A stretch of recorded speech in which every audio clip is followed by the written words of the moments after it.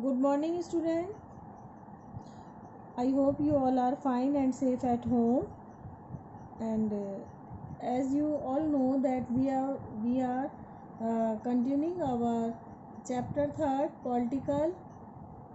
politics of plant develop, development,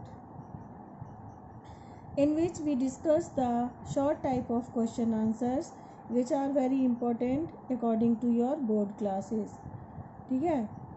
Which two models of modern development were there before India on the eve of independence?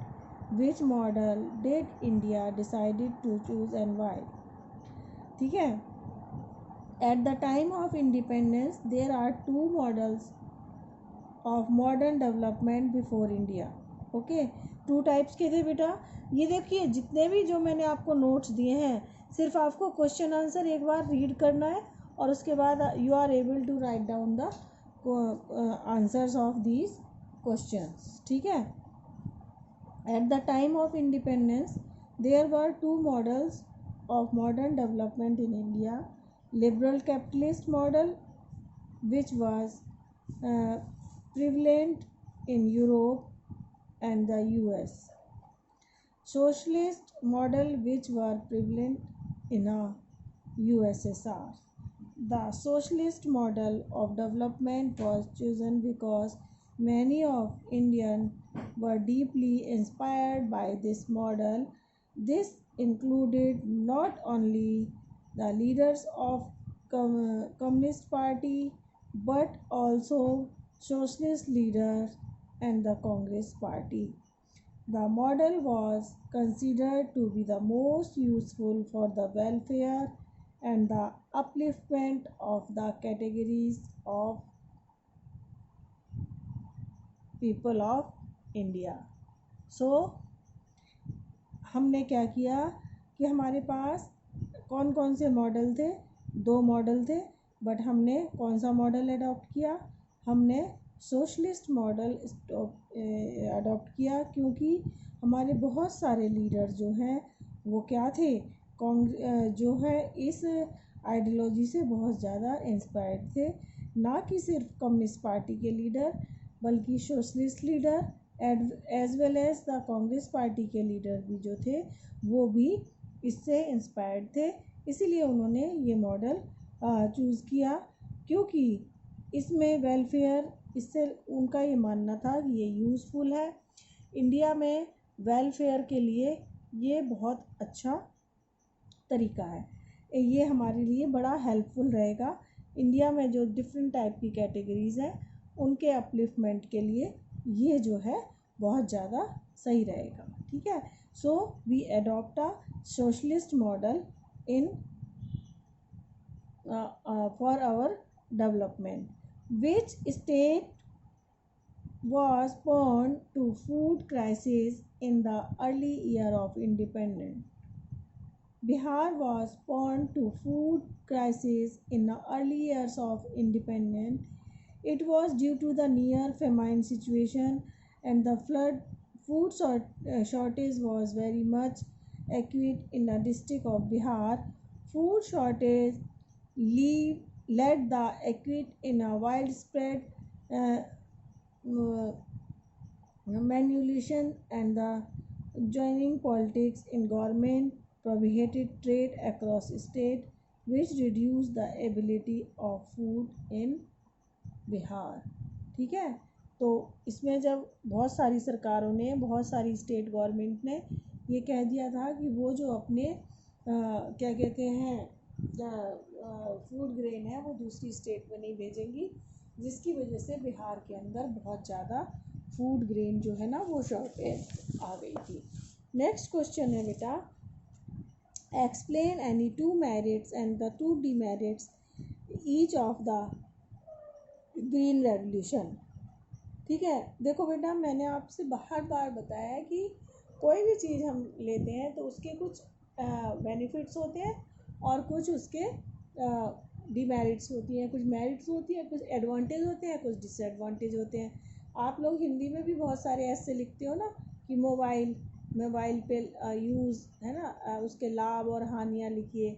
इसी तरह everything. तो हमने जो green revolution देखो कल ही हम लोग हमने 10th क्लास में पढ़ा था ना कि टेम्पल कहा गया था डैम्स को, बट उसके भी हमने एडवांटेज एंड डिसएडवांटेज पढ़े। मोबाइल आज के टाइम में कितना यूज़फुल है, हम लोग इमेजिन भी नहीं कर सकते अब लाइफ में, है ना, मोबाइल इतनी ज़रूरत बन गया है, बट उसके भी एडवांटेज एंड डिसएडवांटेजेस है ना। वो डिपेंड करता है कि उस चीज़ को हम किस तरह से यूटिलाइज करते हैं, ठीक है। तो ये जो हमारा ग्रीन रेवोल्यूशन है इस चैप्टर में, तो ग्रीन रेवोल्यूशन आप सब जानते हो 60 और 70 के मिड में जो है हम लोगों ने बहुत सारी जो है अपनी एग्रीकल्चर को इम्प्रूव करने के लिए हाई क्वालिटी जो शीट्स थे उनको यूज़ किया, है ना, फर्टिलाइज़र, पेस्टिसाइड, है ना, तो ये सब यूज़ किए, है ना। तो जिसकी वजह से क्या हो गई थी, हमारी जो प्रोडक्शन है, एग्रीकल्चर प्रोडक्शन, वो बहुत ज़्यादा इम्प्रूव हुई थी। बट इसमें भी हमें इस क्वेश्चन में पूछा गया है कि इसके जिसे हमने ग्रीन रेवोल्यूशन कहा, तो इसके भी ना इस क्वेश्चन में आपसे मेरिट्स एंड डीमेरिट्स पूछी गई हैं। तो उन्होंने कहा है 2 मेरिट्स बताइए, 2 डीमेरिट्स। तो आपको बताना है in increase the ability of food in a country due to the rise in wheat and rice production, region like Punjab, Haryana and western Uttar Pradesh became agriculturally prosperous. The farmer of medium size holding were benefited and emerged in a political influence. इससे क्या है बेटा, 3 गिनवा दी हमने 2 की जगह। एक तो क्या था, इससे इंक्रीज़ हो गई, इससे खाने पीने की, वो तो आपको सबको ही पता है, राइस व्हीट प्रोडक्शन जो है बहुत ज़्यादा इंक्रीज़ हुई। आपके जो नॉर्दर्न प्लेन्स हैं, पंजाब, हरियाणा, उत्तर प्रदेश, इसमें जो है जो बहुत ज़्यादा एग्रीकल्चर में इम्प्रूवमेंट हुआ। इस एरिया में जो फार्मर्स थे, जो मिडिल फार्मर्स थे, वो पॉलिटिकली बहुत ज़्यादा उनको इन्फ्लुएंस मिली। नाउ चांसेस डीमेरिट्स, है ना, डिसएडवांटेज कह सकते हैं हम लोग। It led to polarisation between classes and region. इससे क्या हुआ, पहली चीज़ कि बट गया, पोल्स बन गए डिफरेंट, है ना, अलग अलग क्लासेस के और रीजन्स के। Only the state like Punjab, Haryana and the western Uttar Pradesh benefited while others remain backward. इनसे आप इस तरह कह सकते हो कि कुछ स्टेट्स को इससे बेनिफिट मिला, बाकी सब पीछे रह गए। The poor farmers remain neglected. इससे जो पुअर फार्मर्स थे उनको बहुत ज़्यादा कोई बेनिफिट इससे नहीं मिला, ठीक है ना। तो इसमें कुछ ही लोगों को इससे बेनिफिट मिला और कुछ ही स्टेट को, ठीक है, और डिवाइडेशन जो है वो अलग हो गया, ठीक है। आ रही है ना इतनी बात समझ में। तो आप जो है इसको क्वेश्चंस को एक एक बार पढ़ते जाएंगे, और जो नोट्स हैं उनको आपने अगर कर लिया है तो आप सारा लिख सकते हैं, अगर आपने इस चैप्टर को रीड कर लिया और फिर आप उसे अच्छे से एक्सप्लेन कर सकते हैं। तो ये आप ना इसको अच्छे से लर्न कर लेंगे, ठीक है, अपने माइंड में सेट कर लेंगे। नेक्स्ट क्वेश्चन है, what were the objective of third 5-year plan. ठीक है, फर्स्ट 5-year प्लान में हम लोगों ने एग्रीकल्चर पर फोकस किया था, भाखड़ा नागल डैम और जो हीराकुंड डैम, है ना, ये सब किया। दूसरे के अंदर हमने इंडस्ट्री पे भी फोकस किया था, ठीक है, बहुत सारे एरियाज़ के अंदर। Now third 5-year plan, the main objective set of third 5-year plan was setting cooperative. हमने cooperative making society, eliminate middleman and ensure fair price to farmer to their produce. ठीक है, कोऑपरेटिव सोसाइटी बेटा होती है जिसमें कई farmer मिलकर cooperate के, है ना, कोऑपरेटिव सोसाइटी आप जानते हो, तो डायरेक्ट जो अपना वो माल है वो मार्केट में सेल करते हैं। मिडिल मैन, पहले क्या होता था कि जो बड़े बड़े जो स्टॉक होल्डर्स कहते हैं ना जिसे, तो वो जो रिच पीपल होते हैं मार्केट में, वो लोग उसको ख़रीद लेते थे और उनसे कम पैसों में ख़रीद कर फिर उसका स्टॉक करके फिर वो आगे बेचते थे, तो वो लोग ज़्यादा मुनाफा कमा जाते थे। जो फार्मर होता है उसको नहीं मिलता था। तो कोऑपरेटिव सोसाइटी के बनने से क्या हुआ कि जो मिडिल मैन है वो साइड पे हट गए, जिससे कि उनकी जो प्राइस है वो डायरेक्ट जो है किसान को ज़्यादा मिलने लगा। तो थर्ड 5 ईयर प्लान में हम लोगों ने कोऑपरेटिव सोसाइटीज़ को फोकस किया और मिडिल मैन को ख़त्म किया, है ना, जिससे कि क्या हो सके, जो फार्मर्स हैं उनको अपनी प्रोडक्शन का जो है फेयर प्राइस जो है मिल सके। Number 2, expansion of agriculture production through intensive method of agriculture, use high yielding variety of seeds, improving irrigation facilities। और हमने एग्रीकल्चर प्रोडक्शन को क्या किया, न मॉडर्न तरीके उसमें यूज़ किए, जैसे कि अच्छी क्वालिटी के सीड्स, है ना, और इरिगेशन फैसिलिटी को इम्प्रूव करके।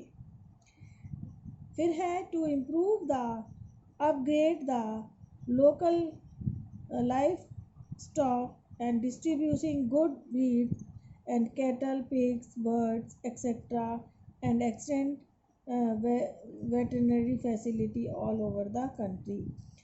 हम लोगों ने जो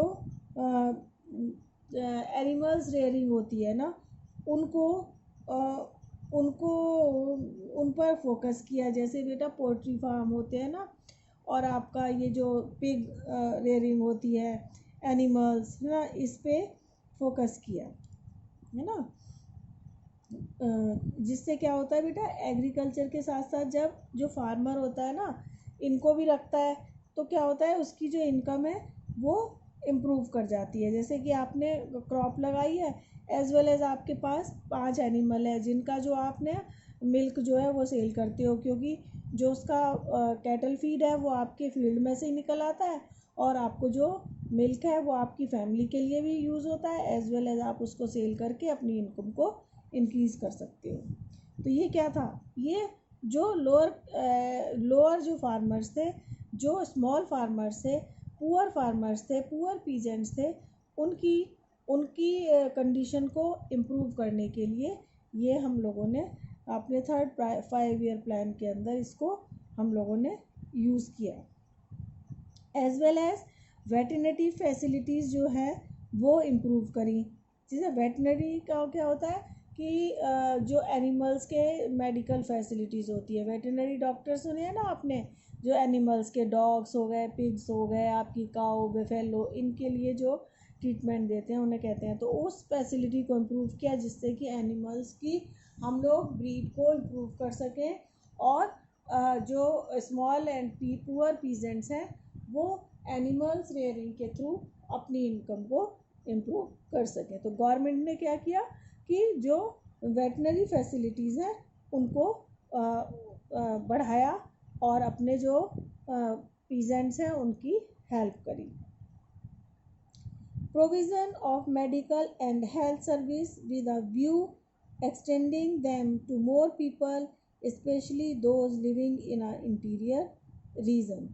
मेडिकल फैसिलिटी को इम्प्रूव किया, हेल्थ सर्विस को बढ़ाया, स्पेशली उन एरियाज़ में जो लोग इंटीरियर्स में रहते हैं। बहुत से जो विलेजेस हैं बेटा, उस टाइम पर बिल्कुल उनकी कनेक्टिविटी नहीं थी। आज भी हम देखते हैं कि विलेज में हेल्थ फैसिलिटी इंडिया में इतनी अच्छी नहीं है, पर ये ट्राई किया गया थर्ड 5 ईयर प्लान के अंदर कि जो इंटीरियर में हमारे फार्मर्स हैं, जो मैन रहते हैं, उनको अच्छी हेल्थ फैसिलिटी प्रोवाइड की जाए। नेक्स्ट क्वेश्चन है बच्चों आपका, discuss the main feature of India's land reform policy. अब जो है हमने अपनी लैंड को किस तरह से पॉलिसी को प्रमोट किया।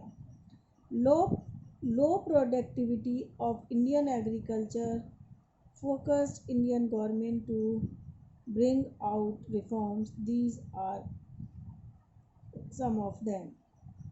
Change the ownership holding. Just a year after independence, steps were taken to abolish inter intermediary and make tiller owner and land. Legislation were undertaken to immediately abolish zamindari and pass the land to the tenants। ठीक है, जो बच्चों हमने अपनी independence के 1 year बाद ही, क्योंकि बेटा आपने ब्रिटिशर्स को देखा था एज वेल एज मुगल्स को, तो जमींदारी प्रथा, जागीरदारी प्रथा, इसमें क्या होता था कि वो एक कॉन्ट्रैक्ट दे देते थे और वहाँ का एक लैंडलॉर्ड बना देते थे, जो पुअर पीजेंट्स का जो है वो एक्सप्लोटेशन होता था। उसमें क्या होता था कि बस वो तो एक मॉनिटर जैसे बना दिया, वो उस एरिया से सारा टैक्स रेवेन्यू कलेक्ट करके वो उन्हें देता था। तो उन्होंने क्या करा कि जो उस पर एग्रीकल्चर करते थे लैंड जो है उनको ट्रांसफ़र कर दी गई और जो है जमींदारी प्रथा को जो है ख़त्म कर दिया गया। Land ceiling, this was another policy to promote equality in the agriculture sector। this means, है ना, सीलिंग का मतलब होता है this means fixing the maximum size of land which could be owned by a individual। ठीक है, एक आदमी के पास मैक्सिमम कितनी लैंड होगी ये फिक्स कर दिया गया, है ना। The purpose of land ceiling was to reduce the consultation of land ownership which was just a few hand. ठीक है, जमींदारी प्रथा होने से ये जो मुगल्स ने और ब्रिटिशर्स ने किया था उसको ख़त्म करने के लिए किया कि भैया किसी एक सिंगल हैंड में जो है वो लैंड ना रहे, वो सबके पास इक्वली डिस्ट्रीब्यूशन हो, है ना। Land being so, conservation of land means conservation of wealth. ज़मीन इक्वली बटेगी तो क्या होगा, इससे हम सोशलिज्म जो है उसको इम्प्रूव कर सकेंगे। ठीक है, नेक्स्ट है बेटा आपका, नेक्स्ट क्वेश्चन है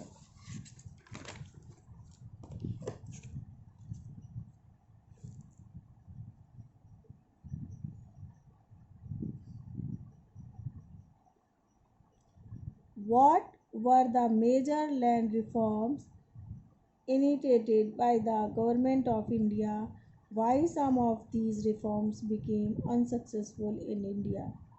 The major land reform carried in India were abolition of Jamindari system, consolidation of small and holding, and putting the upper limit of ceiling on the maximum amount of land one can press, or reform could not be properly implemented in India because the landowners were very powerful and yielding a political influence. As a result, these land reforms were earlier not translated into law. When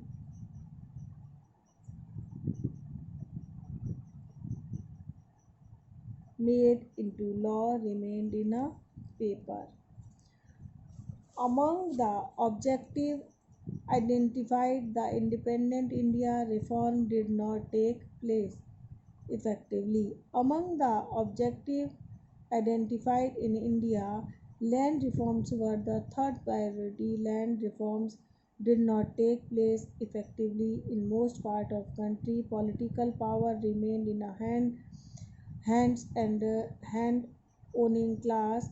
Big industrialists continue to benefit thieves, while the poverty was not eliminated completely.